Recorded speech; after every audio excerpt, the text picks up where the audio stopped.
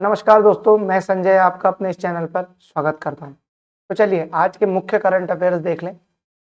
इसरो ने successfully conduct कर लिया क्रायोजेनिक इंजन का टेस्ट। CE-20 का ये टेस्ट है। इसका यूज किया जाएगा बहुत सारे रॉकेट्स में। LMV-3 एक रॉकेट है, उसमें इसका यूज किया जाएगा और उसके बाद कई मिशंस में इसका यूज किया जाएगा। अगली खबर आ रही है कि किसान कवच ये लॉन्च कर दिया गया है ministry of science and technology के द्वारा। के बारे में डिटेल में समझेंगे और अन्य अफेयर्स भी हम समझेंगे। तो वीडियो को स्टार्ट करने से पहले मैं आप लोगों से गुजारिश करना चाहूँगा कि अगर आप हमारा चैनल की वीडियोस रेगुलर देखते हैं, आपको हमारी चैनल की वीडियो पसंद आती है, तो आप इसे सब्सक्राइब करें और ज़्यादा से ज़्यादा लोगों के साथ शेयर करें। चलिए आज का सेशन स्टार्ट करते हैं। पहली खबर आ रही है मिनिस्ट्री ऑफ साइंस से। मिनिस्ट्री ऑफ साइंस के जो हेड है यानी MOS जितेंद्र सिंह, इन्होंने लॉन्च कर दिया है एक एंटी पेस्टिसाइड बॉडी सूट जिसका नाम दिया है किसान कवच। अब भारत में क्या होता है, जब किसान पेस्टिसाइड डालते हैं, जर्मिसाइड डालते हैं या बेसिकली फर्टिलाइजर्स भी डालते हैं, तो वो कोई प्रोटेक्शन नहीं लेते। अब पेस्टिसाइड तो एक टाइप का जहरी, उससे क्या होता है, बहुत ही हार्मफुल हेल्थ इफेक्ट्स होते हैं। वो इफेक्ट को रोकने के लिए ब्रिक इन स्टेम नाम की कंपनी ने पूरा एक सूट बनाया। ठीक, इसको सरकार सब्सिडाइज रेट में किसानों को उपलब्ध कराएगी ताकि उनको हेल्थ जो नुकसान होते हैं पेस्टिसाइड डालने के दौरान, जर्मिसाइड डालने के दौरान और फर्टिलाइजर, हालांकि फर्टिलाइजर में इतना रिस्क नहीं पर फिर भी वो केमिकल ही है, तो उस समय ये पहने जाए, सिक्योरिटी पूरी ली जाए। ये इस सूट को लॉन्च करने के पीछे सरकार का विजन है। तो इसमें आपको क्या ध्यान रखना है, एक तो ब्रेक इन स्टेम ध्यान रखना है, ठीक, और दूसरा किसान कवच ध्यान रखना है और ये भी ध्यान रखना है कि एंटी पेस्टिसाइड है। जितना हम लोगों ने हाईलाइट किया उतनी इंफॉर्मेशन इंपॉर्टेंट लास्ट में रिवीजन करनी। अच्छा, अगली खबर आ रही है कि मोल्डोवा ने ज्वाइन कर लिया इंटरनेशनल सोलर अलायंस। अभी इंटरनेशनल सोलर अलायंस ना बहुत ही इंपॉर्टेंट इंस्टीट्यूशन है इंडिया के रिस्पेक्ट में। अब आप कहोगे इसमें क्या है ऐसा, देखिए कुछ इंस्टीट्यूशन ऐसे होते हैं जो देश की पावर प्रोजेक्शन में काम आते हैं और ये एक ऐसा इंस्टीट्यूट है जो भारत की पावर प्रोजेक्शन में काम आता है। 2015 में प्रधानमंत्री नरेंद्र मोदी ने और फ्रांस के राष्ट्रपति ने मिलकर इस इंस्टीट्यूट को लॉन्च किया था, इस पूरे अलायंस को। ठीक, अब ये जो अलायंस है ना, ये भारत द्वारा लॉन्च किया गया। अब देखो जितने भी दुनिया के बड़े बड़े देश होते हैं ना, जो पावरफुल होते हैं, वो ग्रुप अलायंस बनाते हैं और बाकी देश उनको ज्वाइन करते हैं। तो जैसे एग्जांपल ले लेते हैं, जैसे यूएसए ने वर्ल्ड बैंक IMF बनाया, चाइना ने ब्रिक्स बैंक बना दिया, NDB बना दिया। सही, तो ये क्या होता है, दुनिया के बड़े देश बना रहे हैं और बाकी देश क्या कर रहे हैं, उसको ज्वाइन कर रहे हैं। अब इंडिया भी इतना कैपेबल तो नहीं हुआ कि हम एक बैंक की वो बना लें, पर इंडिया ने एक इंस्टीट्यूट यानी एक अलायंस बनाई, इंटरनेशनल सोलर अलायंस, और धीरे धीरे आज 105 मेंबर इसके हो गए। तो देखो आप इंडिया का स्टेचर, इंडिया का सॉफ्ट पावर दुनिया में कितना बड़ा है कि जो इंस्टीट्यूट इंडिया बनाता है वो इंस्टीट्यूट इतने सारे देश ज्वाइन करते हैं। अच्छा, इंटरनेशनल सोलर अलायंस का जो मुख्य उद्देश्य है वो ये है कि सोलर एनर्जी को टैप करना। जो ग्लोबल साउथ है यानी जो दुनिया में कम समृद्धशाली देश है, वहां एक एनर्जी अबंडेंस में है, वो है सोलर एनर्जी। आप चाहे अफ्रीका का एग्जांपल ले लो, चाहे आप इंडिया का एग्जांपल ले लो, चाहे आप साउथ ईस्ट एशिया के कंट्री का एग्जांपल ले लो, चाहे आप ब्राजील का एग्जांपल ले लो, साउथ अमेरिकन कंट्री में यहाँ जम के धूप आती है साल भर। तो ये लोग क्या कर सकते हैं, सोलर पावर को टैप कर सकते हैं जिससे इनके एनर्जी नीड्स पूरे हो जाए। अब ये पूरा जो ISA है इसका टारगेट है $1000 बिलियन के इन्वेस्टमेंट 2030 तक, और ये इन्वेस्टमेंट पर्टिकुलर मेंबर कंट्रीज के वहाँ कैपेसिटी बिल्डअप करने में काम आएंगे। तो ये सारे इन्वेस्टमेंट क्या लगते हैं, जैसे खर्चा लगता है ना नीश टेक्नोलॉजी से एनर्जी निकालने का, सोलर सेल बनाने का, बैटरी लगाने का, वो सब सारा इन्वेस्टमेंट ये ISA करेगा। तो ये इसका फायदा है, इसीलिए मोल्डोवा ने भी इसे ज्वाइन किया। ऊपर आप इमेज देख पा रहे होंगे, ये मोल्डोवा के राष्ट्रपति हैं और ये तो इन्हें तो कौन नहीं जानता, ये एक्सटर्नल अफेयर्स मिनिस्टर जयशंकर। आगे बढ़ते हैं। सर्टिफिकेट ऑफ डिपॉजिट के द्वारा बैंक ने 8 ट्रिलियन रुपीस FY25 में रेस करें। अब ये इंपॉर्टेंट है ये समझना कि सर्टिफिकेट ऑफ डिपॉजिट क्या है, पहले तो ये समझना इंपॉर्टेंट है। सर्टिफिकेट ऑफ डिपॉजिट क्या है, मनी मार्केट इंस्ट्रूमेंट है जो बैंक इशू करते हैं। बैंक के केस में ये मैच्योरिटी, ये ध्यान रखिएगा इंपॉर्टेंट है, 7 ईयर से लेकर 1 ईयर, 7 डेज से लेकर 7 डेज से लेकर 1 ईयर। जबकि फाइनेंशियल इंस्टीट्यूशंस इसको अगर रेस करते हैं या इसको लॉन्च करते हैं बाजार में तो वहां मैच्योरिटी चेंज हो जाती है 1 to 3 ईयर, ये ध्यान रखिएगा। जैसे अब ये भी कुछ दिन पहले श्रीराम फाइनेंस का आया था तो उसमें मैच्योरिटी 3 साल तक थी, right? अब ये जो सर्टिफिकेट ऑफ डिपॉजिट है ना, ये कंपैरेटिवली लॉन्ग टर्म डिपॉजिट्स जो आप बैंक में जमा करते हैं उसके कंपेयर में ये फ्लेक्सिबल होते हैं। फ्लेक्सिबल कैसे होते हैं मैं आपको समझाता हूँ।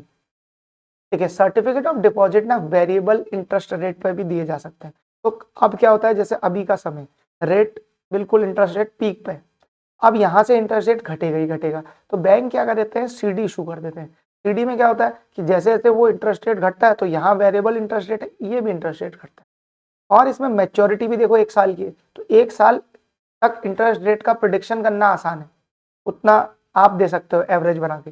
पर क्या होगा अगर आप 10-10 साल के 5-5 साल के इशू करोगे, जो हम एफडी में कर रहे होते हैं, जो बैंक आप जाएंगे जनरली तो 5-5 साल की एफडी 10-10 साल की एफडी मिलती है, उसमें क्या होता है बहुत लंबा टर्म होता है, तो इतने लंबे टर्म में रेट किधर जाएगा ये प्रेडिक्ट करना थोड़ा सा मुश्किल होता है, राइट। तो इसीलिए क्या होता है बैंक अपनी फ्लेक्सिबिलिटी के लिए सीडी का यूज करते हैं। दूसरा, जब सीडी यानी सीडी इशू ज्यादा हो तो आप ये भी समझिए कि सिस्टम में लिक्विडिटी की कमी, मतलब डिपॉजिट तो आ रहे हैं सही, पर ये इतनी ज्यादा मात्रा में नहीं आ रहे जितनी ज्यादा लिक्विडिटी की डिमांड है, जितनी ज्यादा लोन की डिमांड है। तो ये आपको बहुत इंपॉर्टेंट है समझना, जितना ज्यादा सीडी इशू होगा उतना ज्यादा लिक्विडिटी डेफिशिट होगा। अब आप जरा लेफ्ट साइड में देखो, FY21 यानी कोरोना का समय के आसपास की बात है, उस समय क्या था, डिपॉजिट भर भर के थे, सही। तो कितना कम वो अमाउंट है, 90,000 का। अब 2024 वाला देखो, उसका 10 गुना हो गया मोटा माटी। क्यों? क्योंकि इस समय लिक्विडिटी टाइटनेस चल रही है, लिक्विडिटी बहुत ही कम है। अब और सारे सोर्सेज बैंक के पास इतने नहीं है, तो बैंक क्या करता है, इस सोर्स का भी यूज करता है। इस साल थोड़ी कम हुई है क्योंकि अब RBI ने क्या किया है, CRR कम कर दिया है, बाकी वो लिक्विडिटी भी मेंटेन कर रहे हैं। तो सीडी का अपना अपना यूज होता है, हर इंस्ट्रूमेंट के अपने बेनिफिट्स है, अपने कॉन्स है, ठीक। तो 8 ट्रिलियन बैंक के द्वारा सीडी के द्वारा उगाए गए। और ये मैंने न्यूज ही इसलिए डाली क्योंकि ये पेपर में छपा था, तो हमने कहा आज इसमें डिटेल में डिस्कस कर ले। आगे बढ़ते हैं। अब म्यूचुअल फंड आपने सुना होगा, सही। जिस व्यक्ति को शेयर मार्केट के बारे में ज्यादा नहीं पता, डेट मार्केट के बारे में ज्यादा नहीं पता, तो वो क्या करता है, म्यूचुअल फंड में इन्वेस्ट करता है। म्यूचुअल फंड उसके रिस्पेक्ट में यानी उसके बिहाफ में शेयर मार्केट या बाकी वो जगह इन्वेस्ट करते हैं और उसे रिटर्न बना के देते हैं। अब इसमें तो 100 रुपये से भी SIP स्टार्ट की जा सकती है और फिर तो आप कितना भी इन्वेस्ट कर सकते हो। अब क्या होता है, जो थोड़े नीश लोग होते हैं जिनका पैसे ज़्यादा होते हैं, PMS, वो PMS सर्विस लेते हैं। ये क्या है, पोर्टफोलियो मैनेजमेंट सर्विस।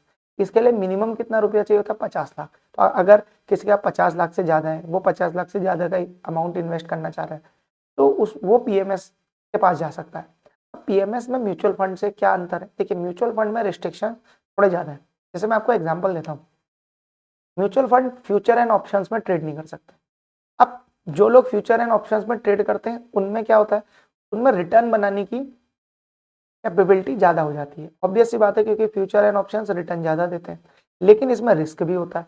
अब तो आम आदमी के साथ जो बेचारा 100 रुपये, 1000 रुपये या 5000, रिटेल इन्वेस्टर को रिटर्न ज़्यादा नहीं चाहिए, सेफ्टी चाहिए। बस सेफ्टी वहाँ प्राइम कंसर्न है, रिटर्न तो जितना एज पर मार्केट आ जाए, ठीक। तो PMS, बड़े लोग PMS में करते हैं। फिर उससे भी बड़ा होता है 1 करोड़ से ऊपर AIF, अल्टरनेट इन्वेस्टमेंट फंड। अब आप जरा ध्यान से देखो, PMS और म्यूचुअल फंड के बीच में 50 लाख का गैप है। अब जो मान लो एक ऐसा व्यक्ति है जो भारत में धीरे धीरे अर्निंग्स बढ़ी, अब मेरे पास 10-20 लाख है इन्वेस्ट करने के लिए, तो मेरे को म्यूचुअल फंड में इन्वेस्ट करना पड़ता है। क्या पता मेरे को भाई रिस्क ज़्यादा लेने की मेरी कैपेसिटी है, क्या पता मेरी उम्र ही 20-25 साल है तो मैं रिस्क ले सकता हूँ अभी। अब इनके लिए सेबी ने एक नया इंस्ट्रूमेंट जारी किया, वो है SIF।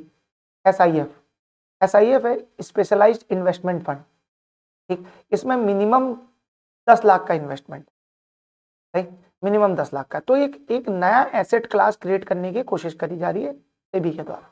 अब ये न्यूज़ देख लेते हैं। सेबी ने ये कहा है कि इसमें जो एक्सपेंस होता है, देखिए जब भी आप म्यूचुअल फंड में इन्वेस्ट करते हैं या PMS में इन्वेस्ट करते हैं, तो उसमें एक फंड मैनेजर होता है, वो शेयर लेता है, शेयर बेचता है, और उसका भी खर्चा और उसकी टीम का खर्चा भी तो आप ही चुकाओगे, क्योंकि भाई वो टीम आपके लिए काम कर रही। तो वो खर्चा कैसे वो कटता है, जैसे आपके म्यूचुअल फंड में से कुछ यूनिट साल में काट ली जाती है, क्वार्टरली काट सकते हैं, डिपेंड करता है कि कैसा है। तो क्वार्टरली भी कटती है, कहीं कहीं एनुअल रहता है हिसाब।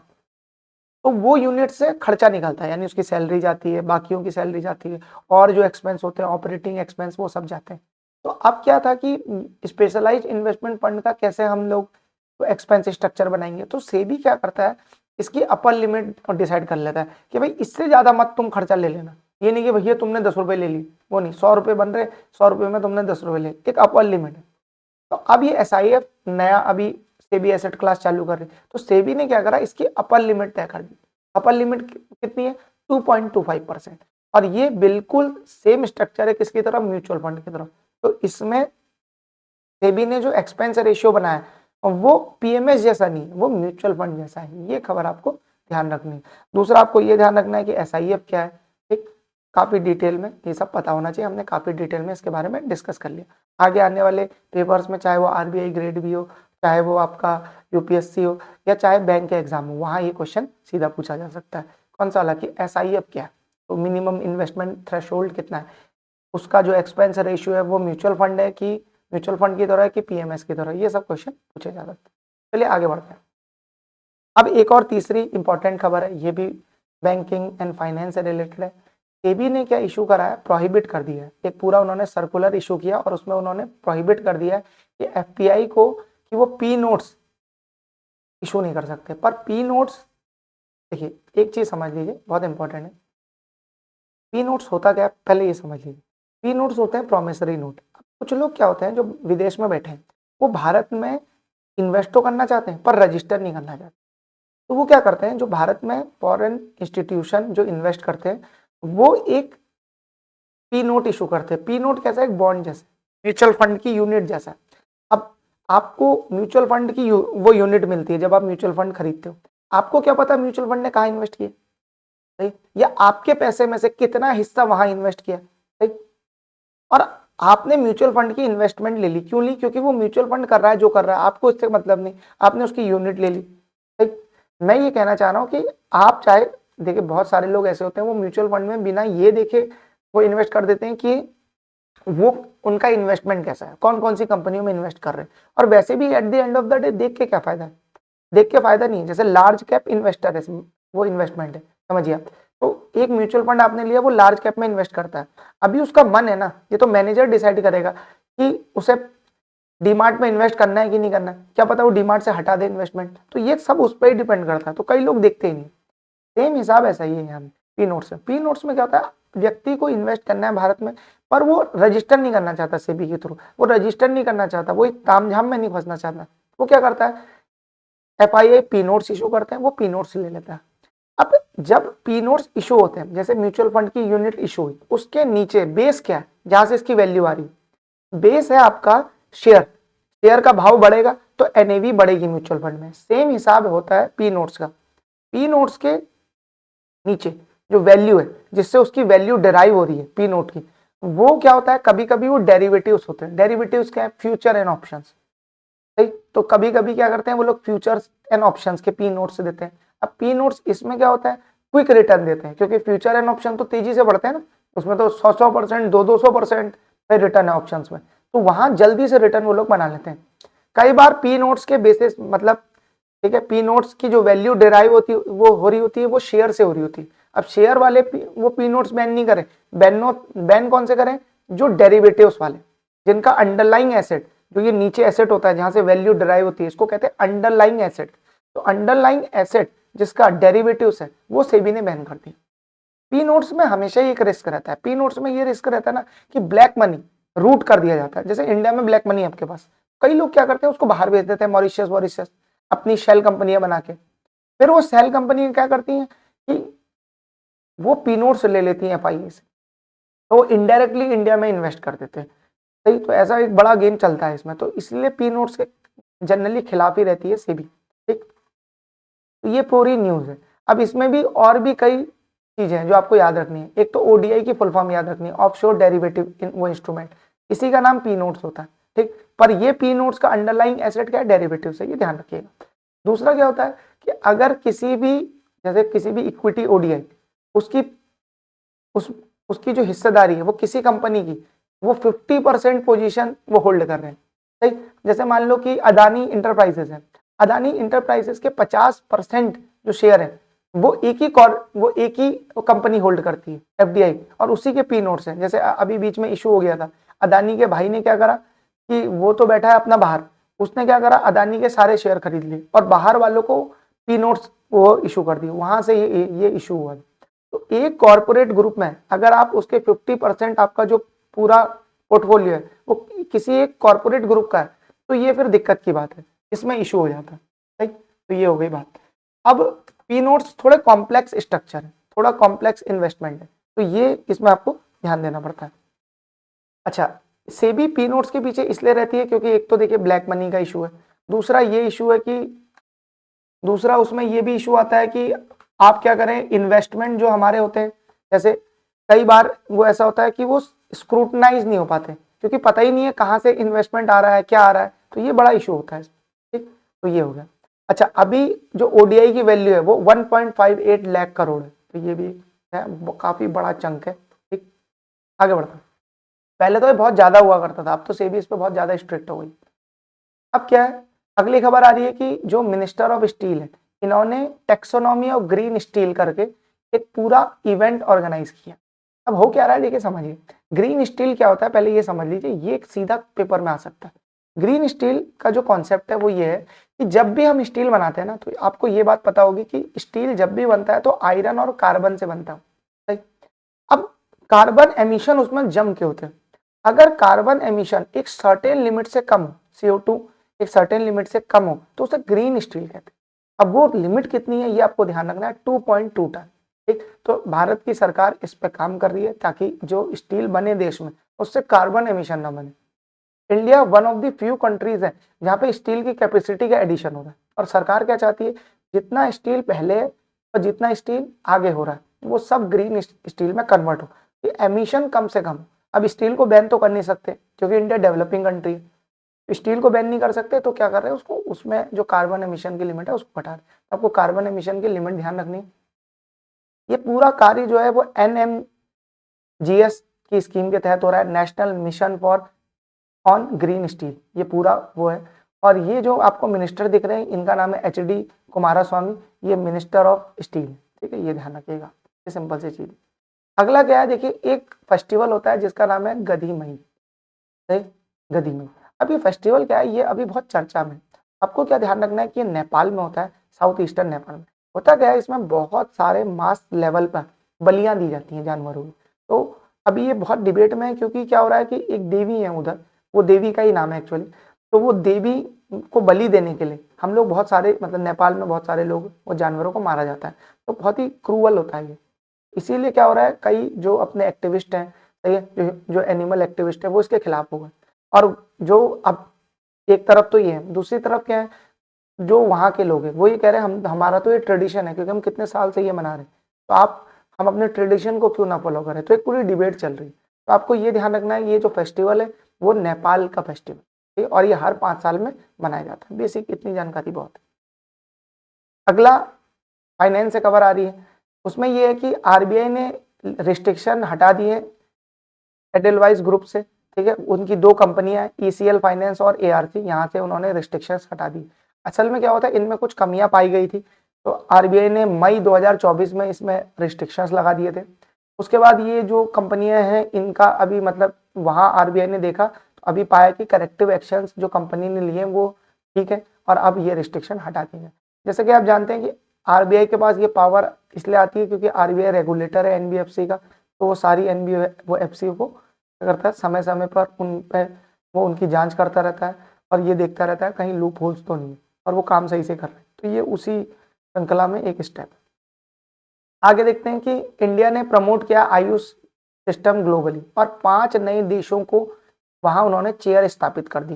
ये 5 देशों के नाम बहुत इंपॉर्टेंट है, Bangladesh, Australia, Mauritius, Latvia, Malaysia. Chair स्थापित करने का क्या मतलब होता है, चेयर स्थापित करने का ये मतलब होता है कि यहाँ से हम लोग पूरा इंस्टीट्यूशनलाइज कर देते हैं, मतलब एक इंस्टीट्यूशन स्थापित वो कर देते हैं उस देश में। उसके बाद हम आयुर्वेद को, योगा को, नेचुरोपैथी को, होम्योपैथी को, यूनानी, सिद्धा, इन सब के प्रचार प्रसार उस देश में करते हैं। तो ये 5 जगह ऐसा हुआ है। ठीक, आगे देखते हैं, इसी कायरोजेनिक इंजन की मैं बात कर रहा था स्टार्टिंग में, जो हमने स्टार्ट करा था आज का सेशन। अब ये जो कायरोजेनिक इंजन है, ये कायरोजेनिक इंजन बहुत ही इंपॉर्टेंट रोल प्ले करता है। तो होता क्या है, जैसे आपने देखा होगा, आपने वीडियोस देखे होंगे, तो वीडियोस में क्या होता है कि सैटेलाइट लॉन्च होती है। अब सैटेलाइट जब भी लॉन्च होती है तो रॉकेट स्टेप बाय स्टेप हटते हैं। जैसे पहले बूस्टर हट जाता है, नीचे वाला बड़ा रॉकेट वो नीचे गिर जाता है, फिर थोड़ा सा ऊपर जाता है, फिर ऑर्बिट में घूमने के लिए थोड़े थोड़े वो क्या होते हैं, इंजन्स होते हैं आगे। तो पहला पहला पार्ट, दूसरा पार्ट, तीसरा पार्ट, एक तो फ्यूल टैंक पहले हटता है। तो आपने सैटेलाइट को लॉन्च होते हुए देखा हो।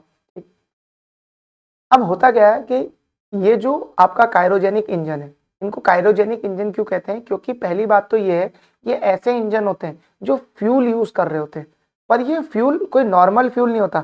ये एक्सट्रीमली लो टेम्परेचर में जो प्रोपेलेंट होते हैं, प्रोपेलेंट मतलब जो पुश करते हैं, जो थ्रस्ट प्रोवाइड करते हैं, इसमें जो फ्यूल यूज होता है वो एक्सट्रीमली लो टेम्परेचर में होता है। और ये कितना लो होता है? वो हो सकता है टेम्परेचर -150। सही। तो इसमें यूज किसका होता है? लिक्विड ऑक्सीजन का, लिक्विड हाइड्रोजन का।